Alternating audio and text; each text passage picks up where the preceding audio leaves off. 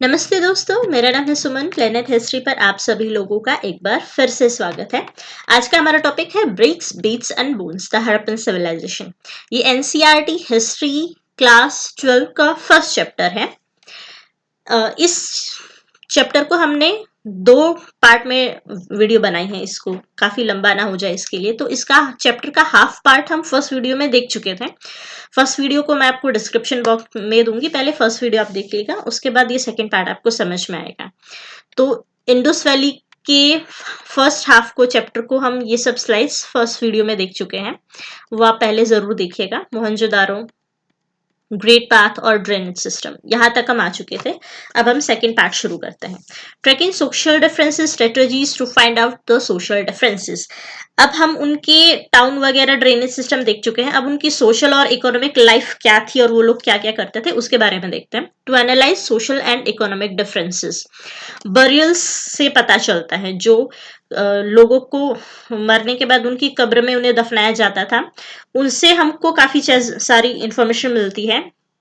कैसे मिलती है कि Harappan sites the dead were generally laid in पिट्स।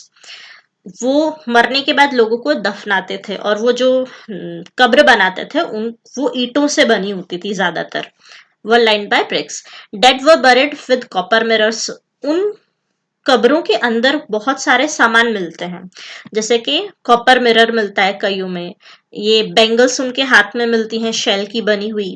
In pictures में आप देखिए, ये ईंटों से बना हुआ है, उसकी आउटर लेयर पिट की, उसके अंदर जो पॉटरी मिलती है और बाकी चीजें मिलती हैं, ऑर्नामेंट्स मिलते हैं, ये चीजें।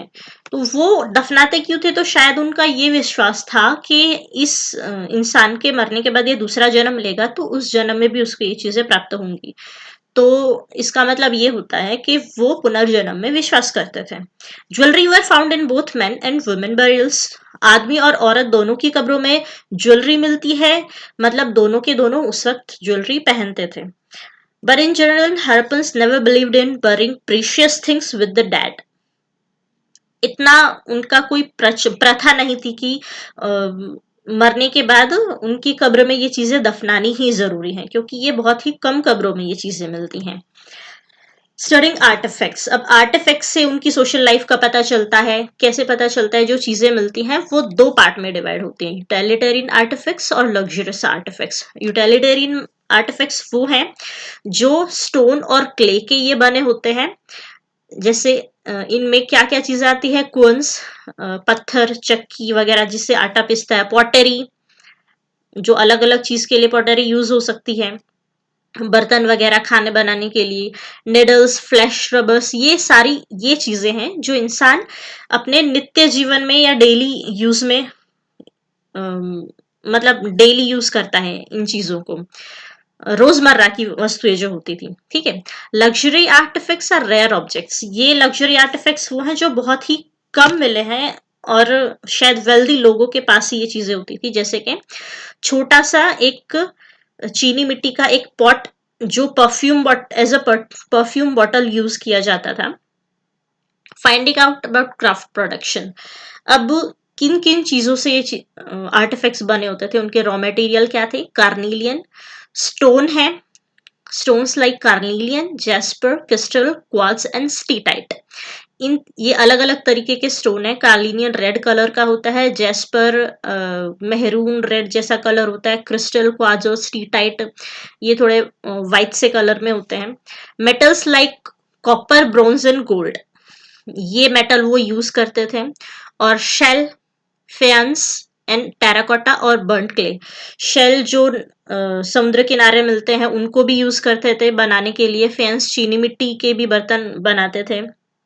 टेराकोटा या फिर बर्न्ट क्ले, क्ले की भी चीजें बनाते थे। अब ये दोनों तरीके की चीजें होती थी, जैसे इसमें आपको बहुत सारी चीजें दिखती हैं।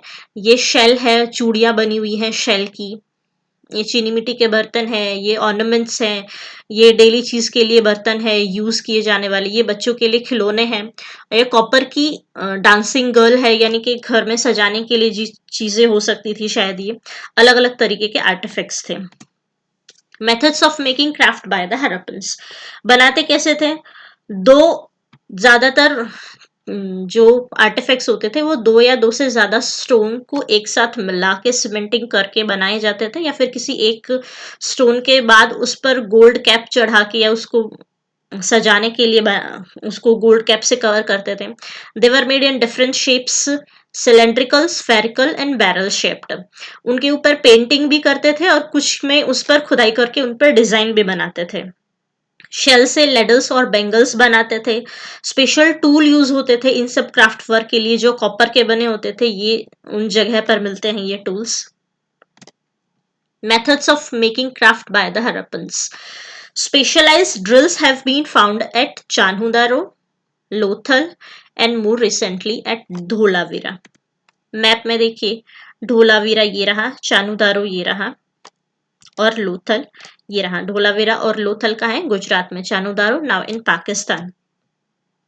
अब ये 3 जगह पर टूल्स मिलते हैं जिनसे वो ड्रिल करके इन सब चीजों को बनाते थे, यूज करते थे। यानी कि क्राफ्ट प्रोडक्शन के लिए ये 3 जगह सबसे फेमस थी, या फिर यहीं पर क्राफ्ट प्रोडक्शन सबसे ज्यादा होता था। नागेश्वर एंड बालाकोट व specialised centre for shell making objects. Shell के लिए नागेश्वर और बालाकोट। नागेश्वर देखिए समुद्र किनारे ये रहा गुजरात में, और बालाकोट पाकिस्तान में है समुद्र किनारे। समुद्र किनारे है तो वहां पर शेल मिलेंगे, तो ये जगह थी जहां पर शेल से बनाकर क्राफ्ट का शेल से बनाई हुई चीजें, वहां पर इंडस्ट्री बन थी उनकी।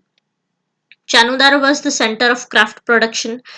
इन तीनों में से चानुधारो, लोथल और धोलावीरा में से चानुधारो में सबसे ज्यादा चीजें मिलती हैं, तो ऐसा अंदाजा लगता है कि शायद वो इन सब चीजों का सेंटर था क्राफ्ट प्रोडक्शन का।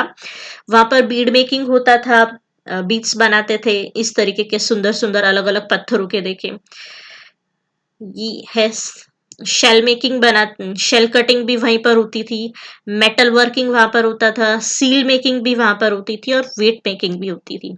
ये वेट्स हैं। और ये है रेड कलर का कार्लिनियन, कितना सुंदर लगता है ये। Identifying centres of production. अब ये कैसे पता चलता है कि यहाँ पर ही ये चीजें बनती थी और ये प्रोडक्शन के सेंटर थे? क्योंकि वहां पर रॉ मटेरियल मिलता है, अनफिनिश्ड ऑब्जेक्ट्स मिलते हैं जो काट छाट के पड़ा रह जाता है, वेस्ट मटेरियल ऐसा मिलता है, उससे पता चलता है। Strategies for procuring materials for craft production. कहाँ से ये चीजें मिलती थी इनको? नागेश्वर, बालाकोट, ये हमने अभी मैप में देखा, नागेश्वर और बालाकोट। शोतुगई अफगानिस्तान में है। ये सेंटर थे जहां से वो रॉ मटेरियल प्राप्त करते मिलता था उन लोगों को। They might have send expeditions to the area such as Khetri region of Rajasthan for copper. अब वहां पर सेटलमेंट्स तो इतनी है नहीं, तो इसका मतलब हो सकता है कि वहां पर वो लोग जाकर अपने मेटल्स और ये सब चीजें लेकर आते थे। कॉपर कहाँ से? राजस्थान से। और गोल्ड साउथ इंडिया से लेकर आते होंगे, जो आज भी ऐसा है, साउथ इंडिया में गोल्ड मिलता है ज्यादा। नागेश्वर और बालाकोट में शेल हमने पहले देखा था। शौतुगई अफगानिस्तान में है, वहां से लपिस लुजूली उनको मिलता था। और Lothal was near source of carnelian steatite from south Rajasthan. Carnelian red colour का जो था वो कहाँ से? लोथल से। लोथल का है गुजरात में। Steatite from south Rajasthan and north Gujarat. Rajasthan और नॉर्थ गुजरात से उनको स्टेटाइट मिलता था। और मेटल कॉपर जो था वो कहां से? राजस्थान से। Expeditions to the Khetri region in south India establish communication with local communities. वहां पर जाने के बाद वहां पर जो उस टाइम की कम्युनिटीज रहती थी उनके साथ उनके कम्युनिकेशन भी बने होंगे। Contact with distant lands, trade relation with the world. अब इंडिया के बाद बाहर जो था, यहाँ पर राजस्थान और साउथ इंडिया के बाद जो बाकी जो देश था वहां पर इनके रिलेशन कैसे थे उनके बारे में क्या पता चलता है? लॉन्ग डिस्टेंस ट्रेड ये लोग करते थे। कैसे पता चलता है? सोर्स क्या है? सील्स मिलती हैं, वेट मिलते हैं, डाइस और बीड्स ये अलग अलग जगह पर मिलते हैं जो हड़प्पा सिविलाइजेशन से बिलोंग करते हैं। अब ये मेसोपोटामिया है, ये अभी का ओमान है, और यहाँ पर जो है बहरन ऑफ आइलैंड्स ऑफ बहरान है। इन चीजों, इन जगहों के साथ इंडस वैली सिविलाइजेशन के क्या थे? ट्रेड कॉन्टेक्ट्स थे। कैसे पता चलता है? Omani copper and Harappan artifacts have the traces of nickel which suggest a common origin. अब ओमान में जो कॉपर मिलता है और जो इंडस में जो आर्टिफैक्ट्स मिलते हैं उन पर जो समय के साथ साथ उन पर निकल जमा हो जाता है, वो इस इतने टाइम पीरियड पहले का है कि आज से 5,000 साल पहले का, जो एक ही टाइम पीरियड का निकलता है, एक ही समय के मिलते हैं, वो कंटेम्प्रेरीज थे। ठीक है, तो जो मेसोपोटामियन टेक्स्ट हैं वो पढ़ लिए गए हैं, उनमें ये नाम मिलता है, दिलमुन, मगन और मेलुहा। मेलुहा हड़प्पन सिविलाइजेशन के लिए यूज हुआ है, मगन उन्होंने ओमान के लिए यूज किया है, और दिलमुन बहरन आइलैंड्स के लिए यूज किया है। ये नाम याद रखना। अब वहां पर मिलता क्या क्या है, ऑब्जेक्ट्स की सिमिलैरिटीज जो अलग अलग जगहों पर मिलती है, उससे पता चलता है कि इनके बीच में ट्रेड होता था। Harappan jar coated with a thick layer of black clay has been found in Oman. ये एक ओमान में मिला।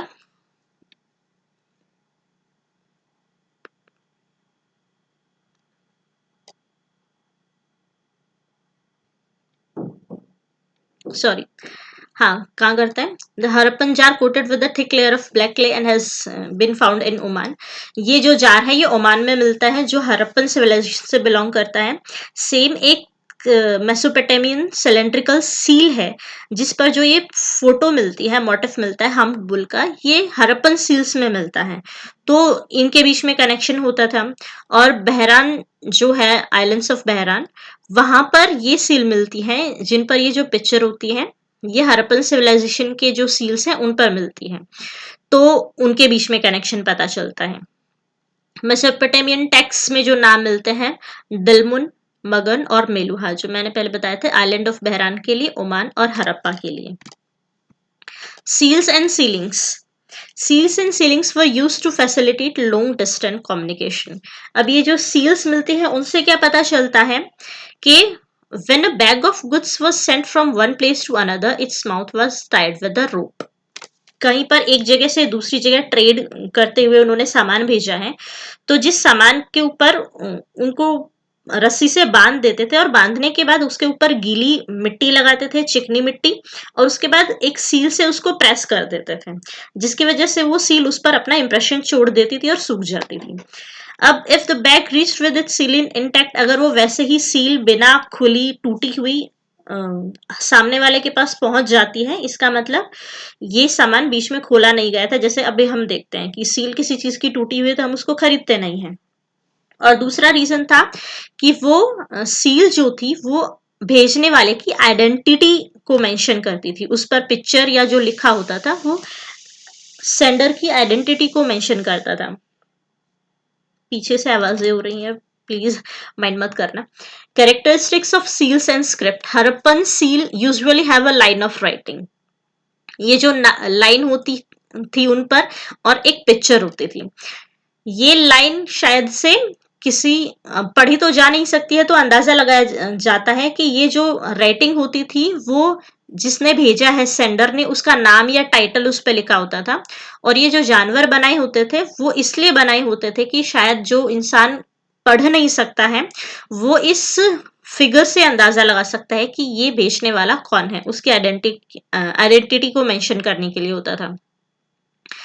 हड़प्पन स्क्रिप्ट आर शॉर्ट, छोटी छोटी हैं, जो इनमें अल्फाबेटिकल तो है नहीं, एक साइन है। तो ये साइन कोई मिनिमम जो स्क्रिप्ट है वो 5 साइन वाली भी है, और मैक्सिमम 25 से 30 साइन वाली भी है। अल्फाबेटिकल नहीं है, ये साइन यूज किए गए हैं, और उल्टी लिखी जाती है। जैसे हम ऐसे लिखते हैं ना, ये ऐसे लिखते थे राइट से लेफ्ट की तरफ। Many signs were used and they are around 375 to 400 in numbers. ये जो साइन मिले हैं अब तक, ये लगभग 400 हैं अभी तक जो पाए गए हैं, और अब तक इस स्क्रिप्ट को पढ़ा नहीं जा सका है। Weights. Exchanges were regulated by a precise system of weights, usually made of stone called chert, a kind of stone generally cubical with no markings. ये जो weights है, तोलने वगैरह के लिए सामान को, ये किससे बने हैं? स्टोन एक होता था चर्ट, उससे बने होते हैं। जो छोटे वेट हैं वो बाइनरी सिस्टम को फॉलो करते हैं, 1 2 4 8 16 32 एंड सो ऑन। और जो बड़े वेट थे उसमें डेसिमल सिस्टम भी यूज हुआ है, इसका मतलब है कि वो लोग दशमलव का आविष्कार कर चुके थे, डेसिमल सिस्टम का। एंशियंट अथॉरिटी, अब उस टाइम के लोगों की पॉलिटिकल कंडीशन क्या थी, ठीक है। अभी सोशल और इकोनॉमिक देखा। There are three major views about the existence of a central authority in the Harappan society. Some archaeologists are of the opinion that there were no rulers in the sorry कुछ archaeologist बोलते हैं कि उस time पे कोई ruler नहीं होता था और हर एक इंसान इक्वल स्टेटस को एंजॉय करता था। कुछ कहते हैं some of the others opinion that no single ruler but several rulers, कोई एक रूलर नहीं था बल्कि छोटे छोटे बहुत सारे थे। जैसे मोहनजोदारो का अलग है, हड़प्पा का अलग है, लोथल का अलग है, ऐसे अलग अलग जितनी भी सेटलमेंट्स है उन सबके अलग अलग छोटे छोटे रूलर्स होते थे। Some others suggest that there was a single state। कुछ जो अलग तीसरा ओपिनियन आता है वो लोग बोलते हैं स्कॉलर्स कि पूरी की पूरी सिविलाइजेशन का एक ही रूलर था, वो एक सिंगल स्टेट था, पूरी एक कंट्री के जैसे। This theory was based on the similarities of artefacts, plan, settlements etcetera. अब वो इसका प्रूफ कैसे देते हैं कि क्यों एक पूरी सिविलाइजेशन एक कंट्री के जैसे थी, कि वहां पर जितने भी हमने आर्टिफैक्ट्स देखे सब में सिमिलैरिटीज है, एक ही तरीके के हैं।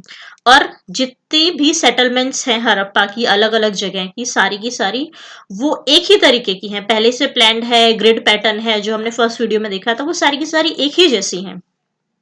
तो last opinion considers being more plausible. Last वाला जो ये है सिंगल स्टेट वाला, ये ज्यादा माना जाता है क्योंकि इतनी बड़ी जो सेटलमेंट उन्होंने बनाई थी, ड्रेनेज सिस्टम और ये सब सब अलग अलग सेटलमेंट्स का एक जैसा नहीं हो सकता है जब तक वो प्लान करके आपस में बातचीत करके ना बनाया गया हो, ठीक है।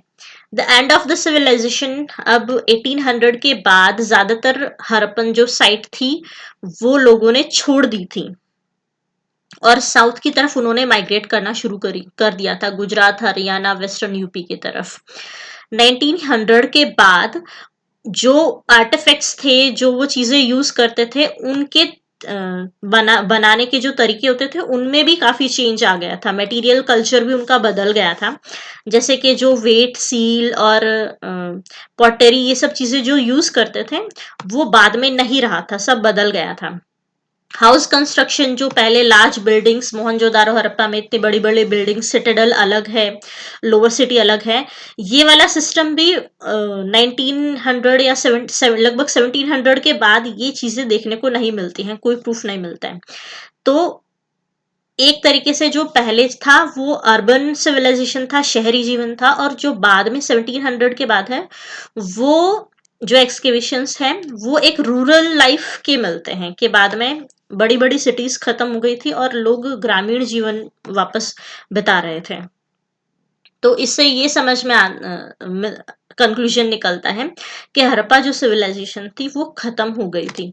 अब वो खत्म हो गई थी तो इतनी बड़ी सिविलाइजेशन, इतनी प्लान सिटीज है, वो ऐसे कैसे खत्म हो सकती हैं? उसके रीजन क्या क्या बताते हैं अलग अलग स्कॉलर्स।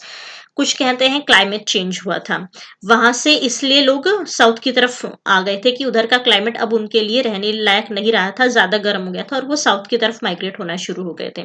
डिफोरेस्टेशन, उन्होंने इतना ज्यादा लैंड का यूज कर लिया था, काट काट के कोई पेड़ पौधे और फॉरेस्ट रहा नहीं था और इसलिए उन्होंने साउथ की तरफ मूव करना शुरू किया था। एक्सेसिव फ्लड्स, जो वहां की नदियां हैं उन्होंने अपना कोर्स जो है वो चेंज कर लिया था, या फिर सरस्वती नदी उस समय पर होती थी, जो आज सैटेलाइट से उसका जो ट्रेस है वो दिखाई देता है कि सरस्वती नदी शायद से उसमें बाढ़ आ गई थी और उसने आसपास की सारे सिविलाइजेशन को खत्म कर दिया था। ओवर यूज ऑफ लैंडस्केप, दूसरा है कि शायद उन्होंने धरती का इतना ज्यादा यूज कर लिया था कि अब उनको नए सोर्स के लिए नई जगह पर जाना पड़ गया था। द शिफ्टिंग और ड्राइंग अप ऑफ रिवर्स, या तो वो नदियां जैसे सरस्वती नदी सूख गई थी तो वहां की नदी सूख गई थी, या फिर उसने अपना कोर्स चेंज कर लिया था, मतलब डायरेक्शन, जिस डायरेक्शन में बहती थी वो डायरेक्शन चेंज कर ली थी, तो बाढ़ आ गई थी, इसलिए लोगों ने वो जगह छोड़ दी थी। Invasion most probably by the Aryans. और कुछ शुरुआत में जो स्कॉलर्स थे उन्होंने ये कहा था कि वहां पर आर्यंस ने आक्रमण कर दिया था और लोग वहां से छोड़ के साउथ की तरफ चले गए थे और उस जगह पर आर्यन रहने शुरू हो गए थे। Discovering the Harappan civilisation. अब हम इस कहानी की तरफ, पूरी खत्म हो चुका है, कहानी की तरफ बढ़ते हैं। कनिंगम जो हमने सबसे पहले देखा था, first director general of AISI archaeological survey of India, ये फर्स्ट डायरेक्टर जनरल थे और इन्हें फादर ऑफ इंडियन आर्कियोलॉजी भी कहा जाता है, याद रखिएगा ध्यान से। वो आर्कियोलॉजिकल एक्सकेवेशंस के 19th सेंचुरी में उन्होंने शुरू किए थे। और किस टाइम पीरियड को वो पढ़ रहे थे?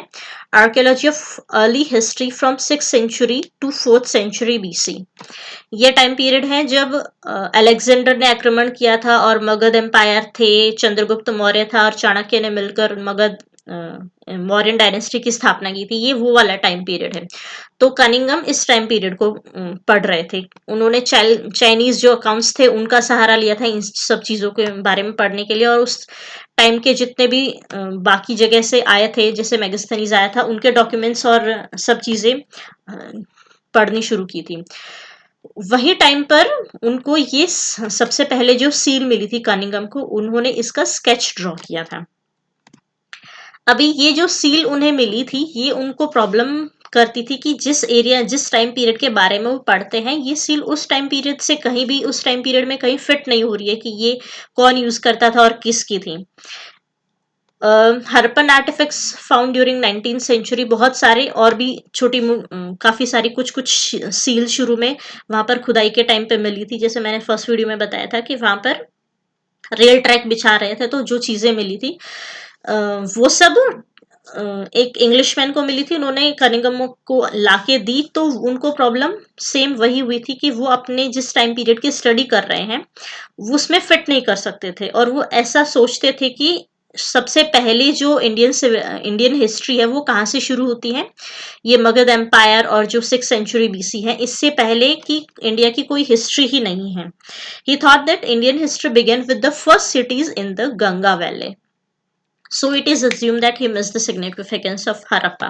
और बाद में उन्होंने उस पर इतना ध्यान दिया नहीं, क्योंकि उनको और कोई प्रूफ मिला नहीं। बाद में जब मार्शल और व्हीलर ये बाद में ASI के बने जनरल, और दयाराम साहनी, राखलदास बनर्जी ने सेम और भी ज्यादा सील और चीजें हड़प्पा और मोहनजोदारो में मिली, तब जॉन मार्शल ने जाकर एक नई सिविलाइजेशन डिस्कवर हुई है ऐसा अनाउंस किया। अब मार्शल ने भी एक प्रॉब्लम जो की थी, वो की थी कि जो उन्होंने हॉरिजॉन्टल स्ट्रेटिग्राफी होती है उसको फॉलो नहीं किया था। ये अर्थ की लेयर्स होती हैं, तो कुछ चीजें यहाँ मिलती हैं, कुछ यहाँ मिलती हैं। लेयर जो अ, होता है कि यहाँ पर और यहाँ पर मिली चीजों को उन्होंने एक साथ इकट्ठा रख दिया था, जबकि ये और यहाँ अलग अलग लेयर पे मिली हुई चीजें जरूरी नहीं कि एक ही टाइम पीरियड की और एक ही सिविलाइजेशन की हो। ये उन्होंने प्रॉब्लम कर दी थी। बाद में आरएम व्हीलर ने इस प्रॉब्लम को सॉल्व किया था। प्रॉब्लम से face by the archaeologist in the interpretation of religious practices. अब आते हैं सोशल, पॉलिटिकल और इकोनॉमिक के बाद रिलीजियस लाइफ पर उनकी। पर जबकि ऐसा है कि स्टिल उनकी स्क्रिप्ट अभी भी पढ़ी नहीं जा सकती है, तो जो चीजें मिली हैं उन्हीं से उनकी रिलीजियस लाइफ को हम कंस्ट्रक्ट कर सकते हैं, थोड़ा बना सकते हैं, लेकिन फिर भी उनमें प्रॉब्लम आती है। ऑर्गेनिक मटेरियल तो अभी है नहीं, डिकम्पोज हो चुके होंगे। जो कपड़े पहनते थे, लेदर, वुड या रीस यूज करते थे। मटेरियल्स, पॉटरी, टूल्स, ऑर्नामेंट्स, ये या फिर हाउस होल्ड ऑब्जेक्ट्स हैं, वो अवेलेबल है। उनसे हम उनकी सोशल लाइफ तो पता कर सकते हैं, लेकिन रिलीजियस लाइफ के बारे में प्रॉब्लम आती है, क्योंकि वो उनकी चीजें हम कहाँ से पता करेंगे। अब ये जो आर्टिफैक्ट्स मिलते हैं उनको अलग अलग चीजों में फिर डिवाइड करते हैं कि जो आर्टिफैक्ट मिला है वो कोई टूल है, वो कोई ऑर्नामेंट है, या फिर वो किस चीज के लिए यूज होता था, रिचुअल यूज होता था कि या फिर उनके डेली लाइफ के लिए यूज होता था। ये प्रॉब्लम उनको आती है कि इसको अब हम रिलीजियस प्रैक्टिसेस वाले टूल्स में रखें या फिर उनके बाकी लग्जरियस टूल्स में रखेंगे। ठीक है। functions of an artifact is often shaped by its resemblance with present day things. अब जो उस टाइम के आर्टिफैक्ट्स मिलते हैं उसको आज की लाइफ के साथ जोड़ के हम उनका मतलब निकाल सकते हैं कि आज जो हम यूज जिस तरीके से उसका यूज करते हैं तो पहले के लोग भी वैसा यूज करते होंगे। जैसे बीड्स हैं तो वो माला में पिरोकर उनको पहनते होंगे, ऐसा अंदाजा लगा सकते हैं। Context in which it was found, ये जो आर्टिफैक्ट्स है ये कहाँ मिले हैं उससे पता चलता है। घर में मिले हैं तो वो हाउस होल्ड की चीजें होंगी, ड्रेन में मिले हैं तो वहां यूज होते होंगे, ग्रेव में मिले हैं तो लोगों के लिए कैसे यूज होते थे, उनकी कब्र में मिले हैं जैसे हमने पहले देखा था। किन अब किसी क्राफ्ट प्रोडक्शन की जगह पे मिले हैं टूल्स तो उस चीज के लिए वो यूज करते होंगे, ऐसे ऐसे अंदाजे लगाए जाते हैं उन चीजों के कहाँ मिला है वो। Assumptions that later traditions provide, Harappa civilisation के बाद ऋग्वैदिक टाइम पीरियड आता है तो ऋग्वेद की जो स्क्रिप्ट है जो है बुक्स वो तो हमको मिलती है, ऋग्वेद सारे के सारे वैदिक लिटरेचर जो मिलता है उसमें तो उनकी सोशल और रिलीजियस लाइफ लिखी हुई है, तो उससे हम कंपेयर करके अंदाजा लगा सकते हैं कि ये लोग क्या चीज के लिए उन चीजों को यूज करते थे। आर्कियोलॉजिस्ट यानी कि जो चीजें पता है उससे जोड़कर जो नहीं पता है उसको पता करने की कोशिश करते हैं, यानी वो नॉन से अननोन की तरफ मूव करने की कोशिश करते हैं। Archaeologist attempts to reconstruct the religious practices of Harappan people. Pots है, क्वंस है, बीट्स है, ये अलग अलग जगह पर मिले हैं। ये अगर चीजें ग्रेव में मिली हैं, किसी कब्र में मिली है तो उससे अंदाजा लगा सकते हैं कि ये लोग इनका बाद में लाइफ में यूज कर सकते थे, तो अभी भी ये कर्म की थ्योरी पर बिलीव करते थे ये लोग। ड्रेसेस जो सील्स और स्कल्पचर्स पर डिपिक्ट होती हैं उनसे वो उनकी ड्रेसिंग सेंस या ड्रेसिंग स्टाइल के बारे में पता लगाते हैं। Terracotta figurines of women indicate the worship of mother goddess. Terracotta figures जो मिलती हैं वो इस तरीके से मिली हुई हैं कि वो मदर गॉडेस का एक लुक देती हैं, तो शायद वो देवी की पूजा करते थे। Plant motif seems to suggest the practice of nature worship. कुछ सील पर पेड़ पौधों की पिक्चर मिलती है तो इससे ये अंदाजा आता है कि वो लोग नेचर को वर्शिप करते थे, प्रकृति की पूजा करते थे। कुछ कोनिकल स्टोन मिलते हैं इस तरीके के, उससे ये अंदाजा आता है कि वो शायद शिवलिंग की भी पूजा करते थे। Some seals, a figure shown seated cross-legged in a yogic posture.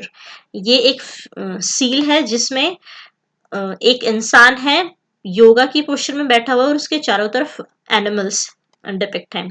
तो ये प्रोटो शिवा एक तरीके से अंदाजा लगाया जाता है कि वो शिव जो ऋग्वेद में डिस्क्रिप्शन में मिलता है ये उसी से थोड़ा थोड़ा कोरिलेट करता है, तो शायद वो लोग शिव की पूजा करते थे। यूनिकॉर्न डिपिक्टेड ऑन सील्स, कुछ सील पर इस तरीके से यूनिकॉर्न भी बना हुआ है, तो वो यूनिकॉर्न भी शायद कोई उनका मिथिकल क्रिएचर था या कोई देवी देवता का जानवर था, उसकी वो पूजा करते थे क्या।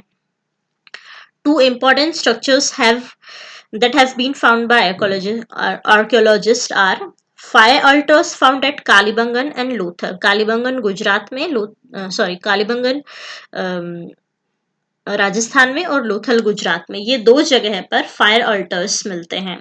एक अग्निकुंड जैसा शेप मिलता है कि शायद वो अग्नि की पूजा करते थे या फिर वो कर्मकांड करते थे।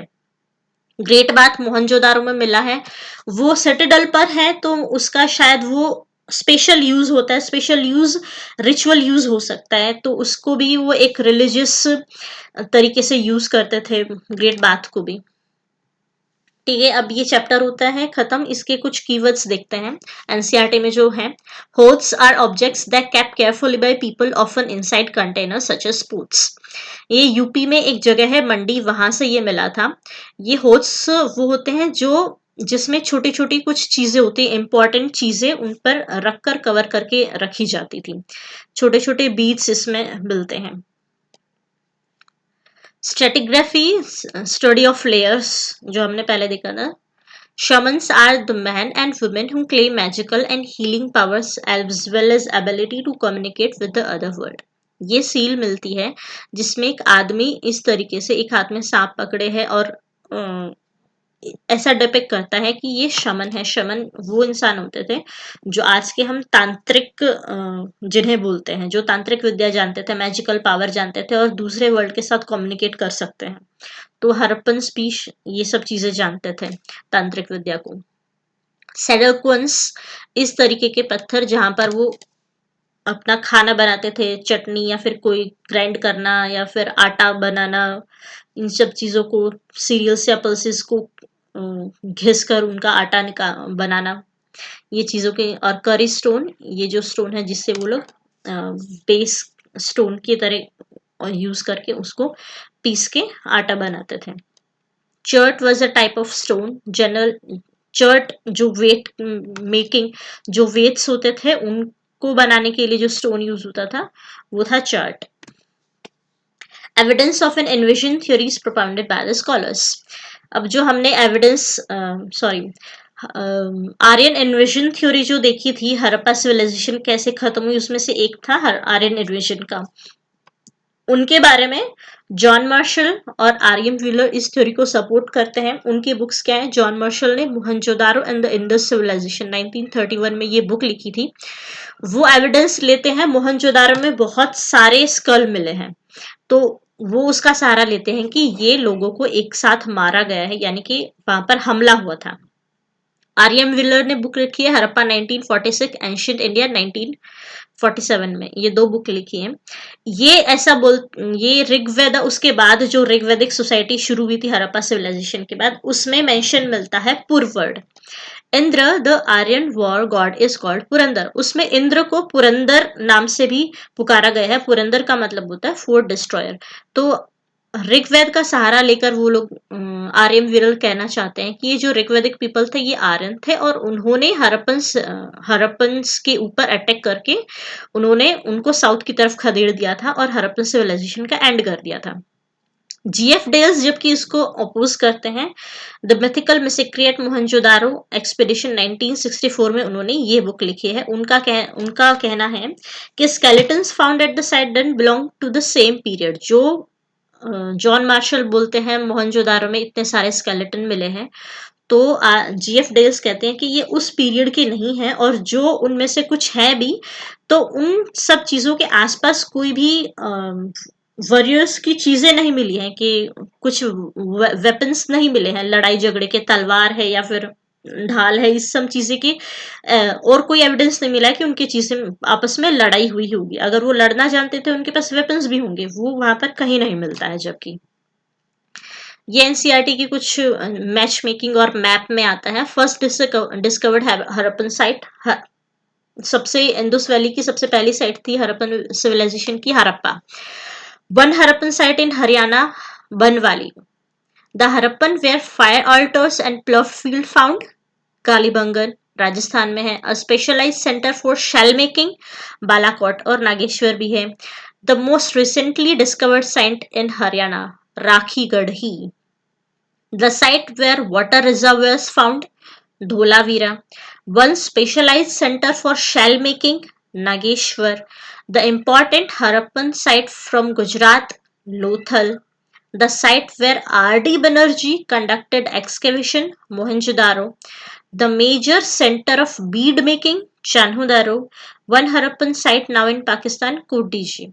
इनमें से ये काफी सारे क्वेश्चंस एसएससी वगैरह में भी आते हैं, ध्यान रखिएगा। तो आज का हमारा हड़प्पन सिविलाइजेशन खत्म होता है। चैप्टर 12 क्लास 12 का चैप्टर फर्स्ट खत्म होता है।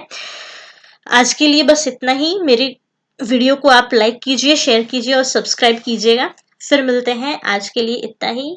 नमस्ते, बाय बाय।